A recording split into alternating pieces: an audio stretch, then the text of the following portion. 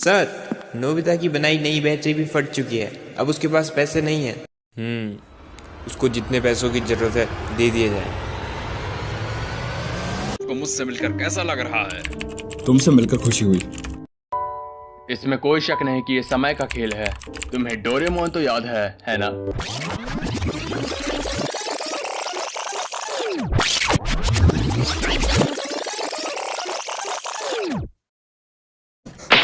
Doraemon, मुझे वो दो जो मैंने उस समय इस्तेमाल किया था।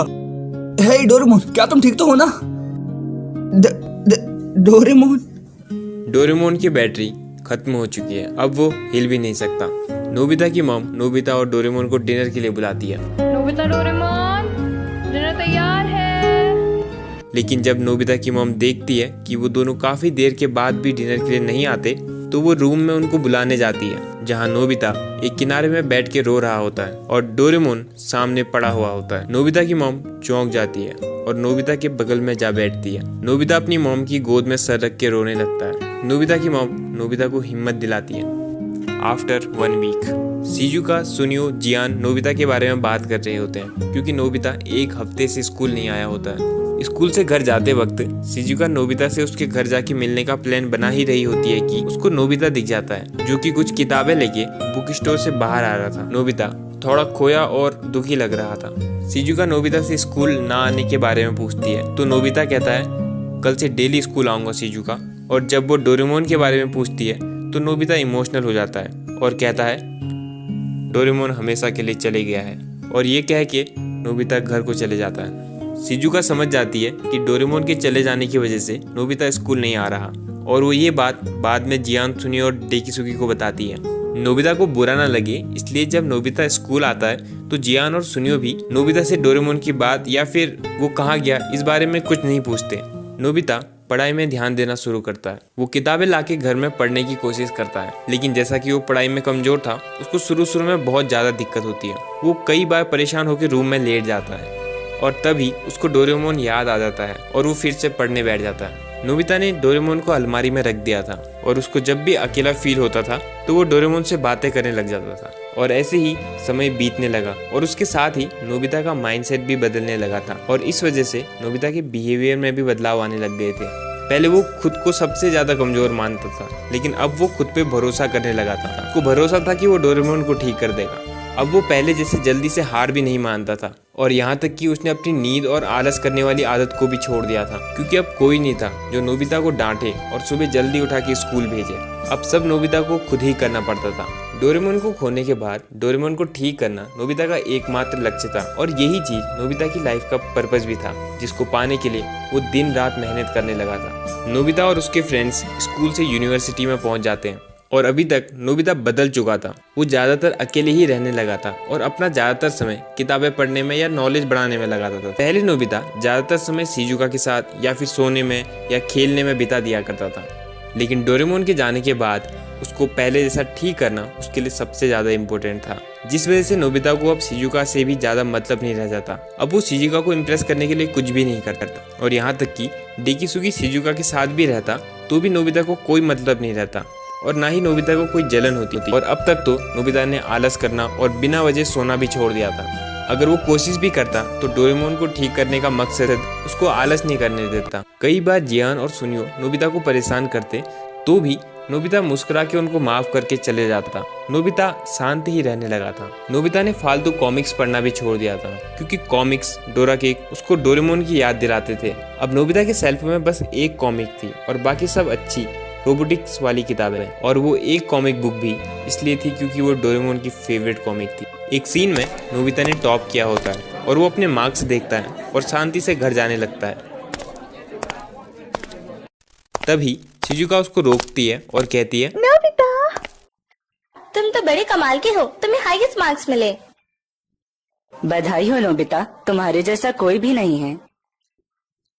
शुक्रिया, पर क्लास का टॉपर बनना मेरे लिए काफी नहीं, ये सिर्फ ज्ञान है।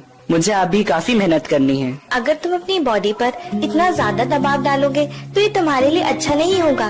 बहुत टाइम हो गया है, हम स्कूल की पीछे वाली पहाड़ी पर नहीं गए, चलो वहाँ चलते हैं। थैंक यू शिजुका, पर इस बार नहीं, मुझे काफी काम है, तो अगली बार चलेंगे। डेकिसुगी नोबिता के बिहेवियर को देख के कहता है नोबिता बदल चुका है। तब शिजुका को गुस्सा आ जाता है और वो कहती है नहीं बदला है। नोबिता अब बिल्कुल भी आलसी, कामचोर और जिंदगी में सबको जल्दी जल्दी करने वाला इंसान नहीं रहा है। वो एक बहुत ही बहादुर इंसान है, तुम्हें पता है। डोरेमोन के जाने के बाद वो अपने ऊपर कुछ ज्यादा ही प्रेशर डालता है, बिना किसी को कुछ बताए। मैं समझती हूँ तुम्हें नोबिता। शिजुका,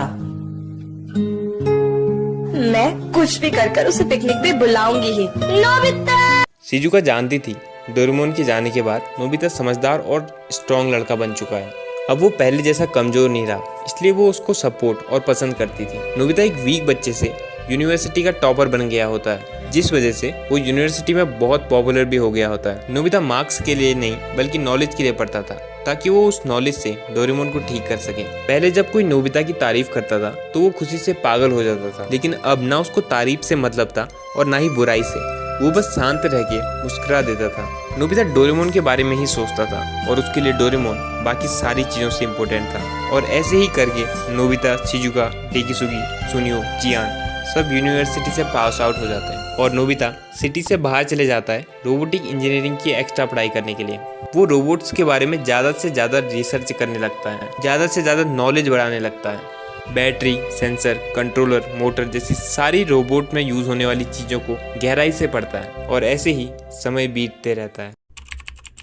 अब नोबिता जापान का एक बहुत पॉपुलर रोबोटिक इंजीनियर बन चुका होता है और पूरी कंट्री उसे पसंद करती थी। एक सिटी के लोग नोबिता को पसंद किया करते थे क्योंकि नोबिता का बिहेवियर सबके लिए बहुत अच्छा था। और यहाँ तक कि कंट्री के बड़े बड़े लोग, प्रेसिडेंट वगैरह भी नोबिता को बहुत पसंद किया करते थे क्योंकि नोबिता ने कंट्री की ग्रोथ के लिए बहुत नए नए इन्वेंशंस किए थे। और इसके साथ ही नोबिता की शिजुका के साथ शादी भी हो चुकी थी और नोबिता और शिजुका की लव स्टोरी पूरी कंट्री में पॉपुलर थी।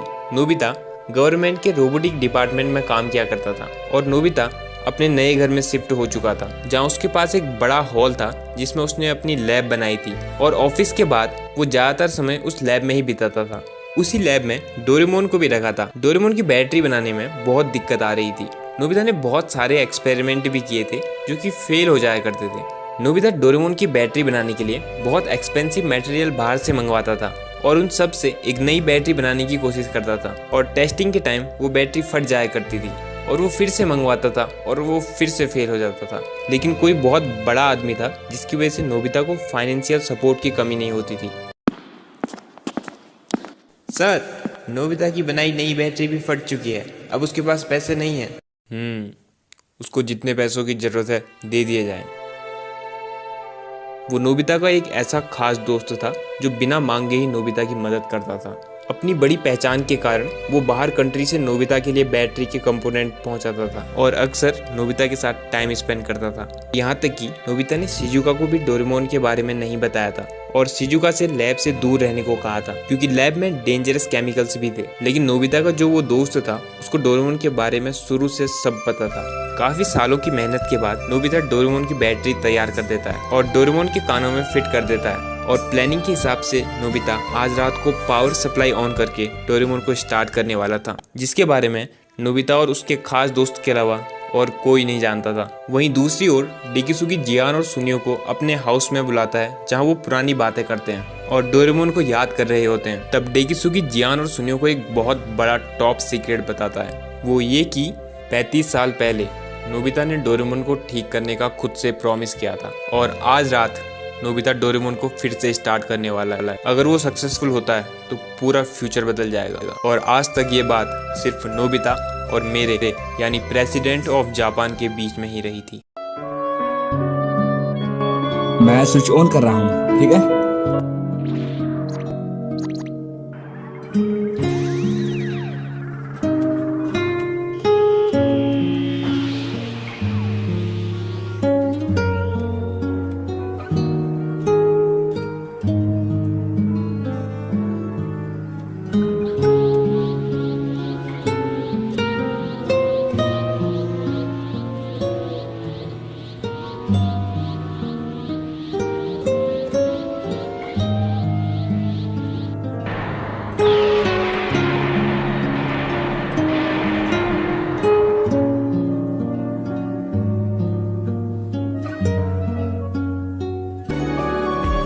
नोबिता, क्या तुमने अपना होमवर्क कर लिया?